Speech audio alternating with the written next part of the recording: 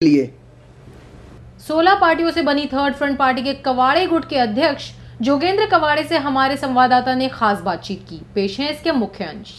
महाराष्ट्र विधानसभा चुनाव में कांग्रेस के खिलाफ अपनी आवाज बुलंद करने वाली थर्ड फ्रंट को वैसे तो कोई खास सफलता नहीं मिल पाई, लेकिन 16 पार्टियों से बनी थर्ड फ्रंट में शामिल कवाड़े गुट को एक सीट हासिल करने में सफलता जरूर मिली है। इसी संबंध में कवाड़े गुट के अध्यक्ष जोगेंद्र कवाड़े ने मुंबई न्यूज के संवाददाता अकबर गफ्फार से खास मुलाकात की।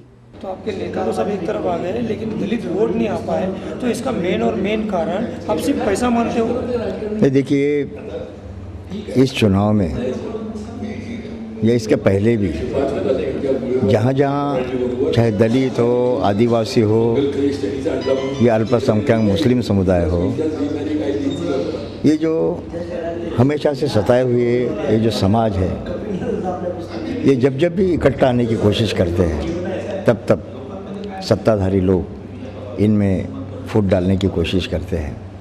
कांग्रेस की हो चाहे राष्ट्रवादी की, हमेशा यही नीति रही है। और इसलिए आपने देखा होगा हम तमाम रिपब्लिकन नेता इकट्ठा आए, रिपब्लिकन लेफ्ट डेमोक्रेटिक फ्रंट बना, रिपब्लिकन पार्टी की एकता हुई। और जब उन्होंने देखा कि महाराष्ट्र में कांग्रेस, राष्ट्रवादी कांग्रेस, सेना बीजेपी को एक शक्तिशाली पर्याय निर्माण हो रहा है, तो हमारी रिपब्लिकन एकता से और आरएलडीएफ से, हमारी जो लोकशाही गावी लोकशाही समिति जो है उसमें से डॉक्टर राजेंद्र गवई जो रिपब्लिकन पार्टी के एक गुट के नेता थे, उनको बराबर उन्होंने बाहर खींचा। अब क्या थे कि जैसे कि आप जानते हैं कि डॉक्टर राजेंद्र गवई के पिताजी जो रिपब्लिकन पार्टी के कभी अध्यक्ष थे, उनको कांग्रेस ने राज्यपाल बनवाया, गवर्नर बनाया। उन पर भी दबाव तंत्र का इस्तेमाल किया गया कि अगर आप कांग्रेस राष्ट्रवादी के विरोध में जाएंगे तो आरएस गवई साहब को राज्यपाल पद से हाथ धोना पड़ेगा।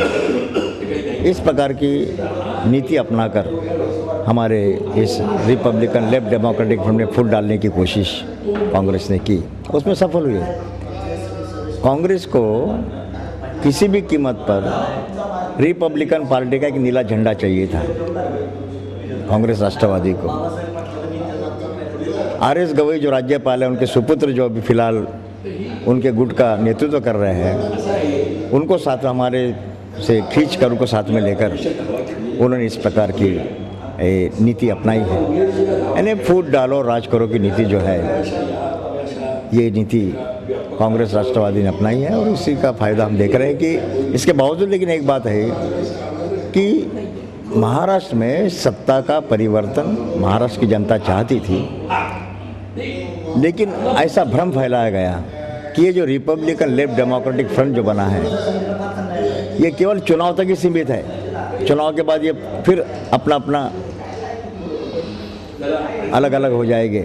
इस प्रकार का भ्रम, अनेक प्रकार का भ्रम, ये एक तो भ्रम ये फैलाया गया। दूसरा भ्रम ये कि अगर आप वोट करोगे ये तो जीत के आएंगे नहीं, इसका फ़ायदा सेना बीजेपी को मिलेगा। तो सेना बीजेपी का हवा खड़ा करके अल्पसंख्यक समुदाय में या दलित समुदाय में इस प्रकार का डर पैदा करके दलित और अल्पसंख्यक मुस्लिम समुदाय का वोट अपने तरफ खींचने का काम कांग्रेस ने हमेशा करते आई है। इसके बावजूद ये सारी बातें ध्यान में रखते हुए हमारी रिपब्लिकन लेफ्ट डेमोक्रेटिक फ्रंट ने ये तय किया है कि किसी भी कीमत पर ये रिपब्लिकन लेफ्ट डेमोक्रेटिक फ्रंट बना है, जिसके अंदर 17 राजनीतिक संघर्षशील पार्टियां हैं जो केवल संवैधानिक तरीके से विधानसभा के अंदर तो अपना आवाज़ बुलंद करते ही है, लेकिन रास्ते पर की लड़ाई भी लड़ने वाले लोग ये पार्टियां हैं। हम किसी भी कीमत पर ये रिपब्लिकन लेफ्ट डेमोक्रेटिक फ्रंट ये कायम रखेंगे। और जो हमारा मैनिफेस्टो है, चुनाव का मैनिफेस्टो, जो हमने लोगों से वादे किए हैं, जो हमने आश्वस्त लोगों को किया है, उसका लाभ हम महाराष्ट्र की आम जनता तक पहुंचाने की निश्चित रूप से कोशिश करेंगे। यह हमारा फैसला है। हो न हो, जोगेंद्र कवाड़े ने कांग्रेस को फूट डालो और राज करो की नीति पर चलने वाली पार्टी बताया। लेकिन अब देखना यह दिलचस्प होगा कि आने वाले दिनों में थर्ड फ्रंट किस तरह का राजनीतिक गुल खिला पाती है। कैमरामैन बबलू शेख के साथ अकबर गफ्फार की report Mumbai news mega city के लिए। सपा प्रदेश अध्यक्ष अबू हसीम आजमी से हम आपको मिलवाएंगे, लेकिन इस छोटे से ब्रेक के बाद। देखते रहिए मुंबई न्यूज।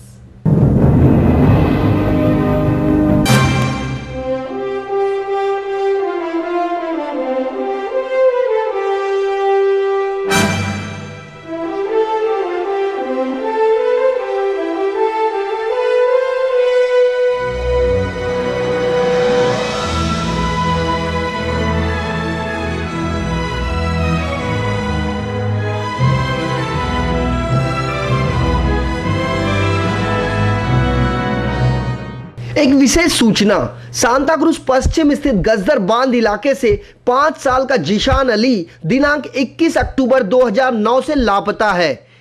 गौर से देखिए इस मासूम का चेहरा। यह रात 9:30 बजे अपने घर के बाहर खेल रहा था कि अचानक लापता हो गया है। यदि आपके पास इस मासूम बच्चे के बारे में कोई भी जानकारी है तो मुंबई पुलिस के कंट्रोल रूम नंबर 100 या फिर गुमशुदा जिशान के बड़े अब्बा कौशर अली के मोबाइल नंबर 9967285970 पर फौरन करें संपर्क। याद रहे कि आपके इस प्रयास से गुमशुदा जिशान अली अपने घर पहुंच सकता है। 2 अलग-अलग विधानसभा क्षेत्रों से चुनाव जीतने वाले सपा नेता अबू हसीम आजमी से हमारे संवाददाता अकबर गफ्फार ने खास बातचीत की। पेश है इसके मुख्य अंश। अबू हसीम आजमी जी हमारे साथ है, आइए उन्हीं से जानते हैं कि आगे उनके स्टेप्स क्या है और कैसे रहेंगे विधानसभा में। हाँ हाशिम भाई, सबसे पहले तो आप अपनी जीत थोड़ा प्रकट कर दिए करना, और इसका श्रेय आप किसको देते हैं? श्रेय जनता को देते हैं। जो हम लोगों ने संघर्ष किया, जनता को इतना विश्वास हो गया कि एक तरफ पैसों की थैली खुली हुई थी, एक तरफ सत्ता पार्टी के लोग थे, एक तरफ उनके साथ बड़े बड़े उनके सपोर्टर थे, लेकिन दूसरी तरफ स्लम में झोपड़े में रहने वाले लोग जिनको पीने का पानी नहीं मिल रहा, वो अबू हसीम की जिंदाबाद करते रहे। और हमें 2 सीटों पर मुझे बराबर एक ही पैटर्न से वोटिंग करा के दोनों जगह से मुझे तकरीबन 13-14 हज़ार वोटों से लोगों ने जिता कर मुझे भेजा है। और मेरा भी ये संकल्प है कि मैं उन स्लम में रहने वाले गरीब मालिक भिवंडी के रहने वाले पालू मज़दूरों की संघर्ष, उनकी लड़ाई में बहुत ही ताकत के साथ सड़क से लेकर हाउस तक मैं लड़ूंगा।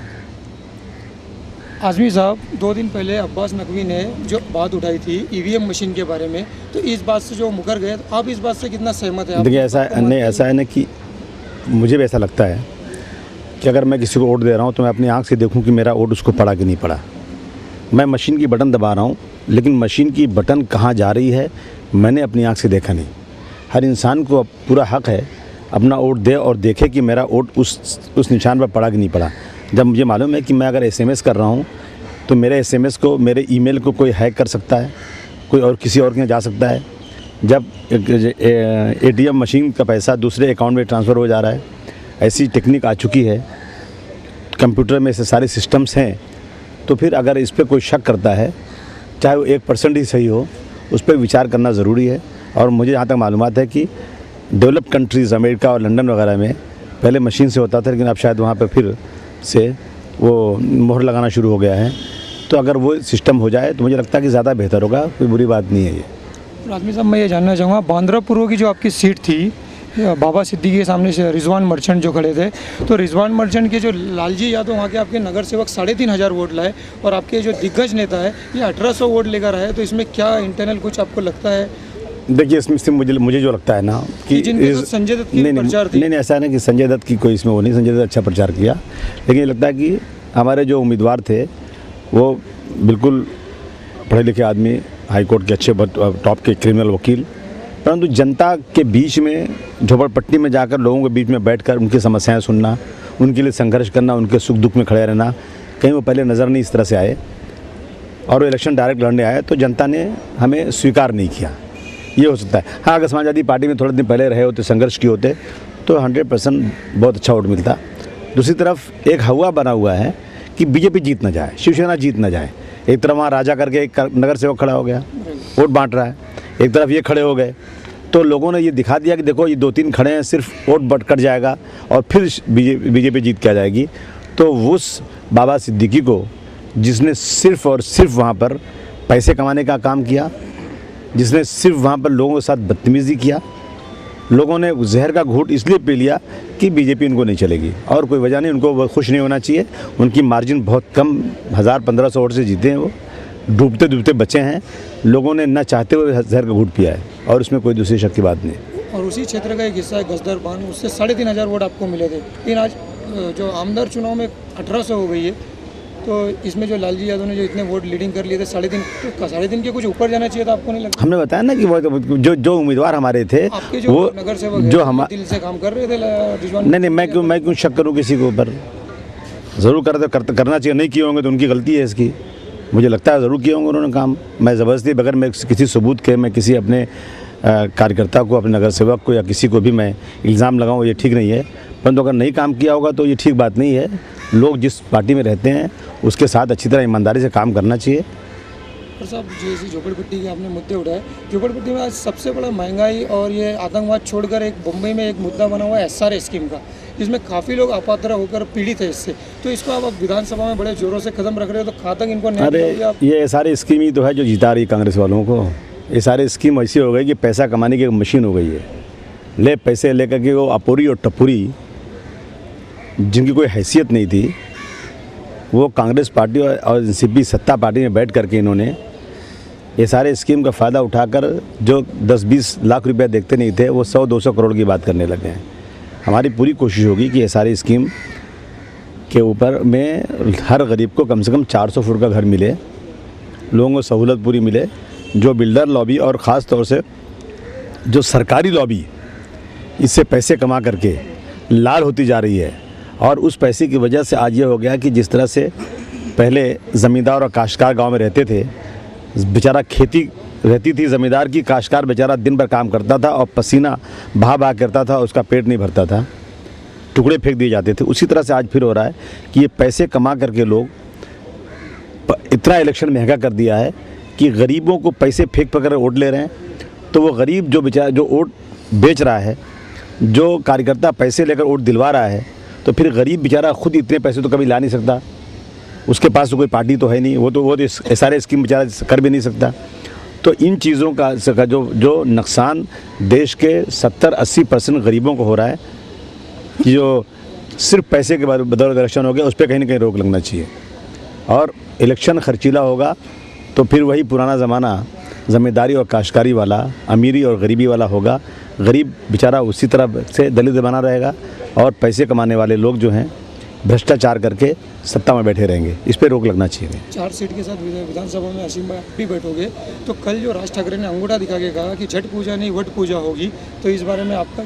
वटा दूंगा उसको, मैं वटा देंगे उसको, हम लोग उसको वटा देंगे हम लोग। 4 सीट काफ़ी, 400 के बराबर है। एक बात मेरी और एक बात है असीम भाई, लोकसभा से अभी विधानसभा के इलेक्शन तक कुछ पब्लिक की ये चर्चा है कि राज ठाकरे मराठी के हित में बात करते और असीम भाई उत्तर भारतीय के हित में बात करते या मुसलमानों के हित में। तो मराठी और गुजराती जो मुसलमान यहाँ रह रहे, इनके हित में कौन बात करेगा? देश के संविधान के हित में बात अबू आसिम करते हैं। समाजवादी पार्टी हमेशा संविधान की बात करती है। संविधान में गुजराती, मराठी, उत्तर भारतीय या देश के रहने वाले तमाम लोगों को कश्मीर से कन्याकुमारी तक बराबर का हक दिया हुआ है। वही बात तो मैं करता हूँ। मैंने कब गुजराती और मराठी और गुजरात और किसी की बात किया? हमने कभी नहीं किया। हम इस देश का संविधान लागू होना चाहिए। राज ठाकरे देश को बांटने की बात कर रहे हैं, हम देश को जोड़ने की बात कर रहे हैं। तो अभी विधानसभा में सबसे पहला कदम जो जोरों शोरों से रहे, पहला कदम में आपका क्या काम होगा? ये मेरा आखिरी सवाल। पहला कदम में मेरा होगा, सबसे पहला मेरा कदम होगा, जिस इलाके से मैं चुन कर आया हूँ वहाँ पीने का पानी नहीं है, और 100 दिन में अगर वहाँ पीने का पानी नहीं मिला मानखुर्द शिवाजी नगर में, तो फिर मैं एक ही बात बोलूँगा, या तो सरकार रहेगी या तो मैं रहूँगा। हार के कारणों का विश्लेषण व भविष्य में थर्ड फ्रंट के अस्तित्व को बरकरार रखने का ऐलान से ऐसा लगता है कि भविष्य में कुछ अच्छी सफलता थर्ड फ्रंट को मिल सकती है। कैमरामैन बबलू शेख के साथ अकबर गफ्फार की report, Mumbai news mega city के लिए। यदि आप करते हैं गैस सिलेंडर का इस्तेमाल तो हो जाइए सावधान। इसकी वजह हम आपको बताएंगे, लेकिन एक छोटे से ब्रेक के बाद। चीन अरब हमारा, हिंदुस्तान हमारा, रहने को घर नहीं है, सारा जहां हमारा, हिंदुस्तान हमारा। जितनी भी बिल्डिंगें हैं सेठों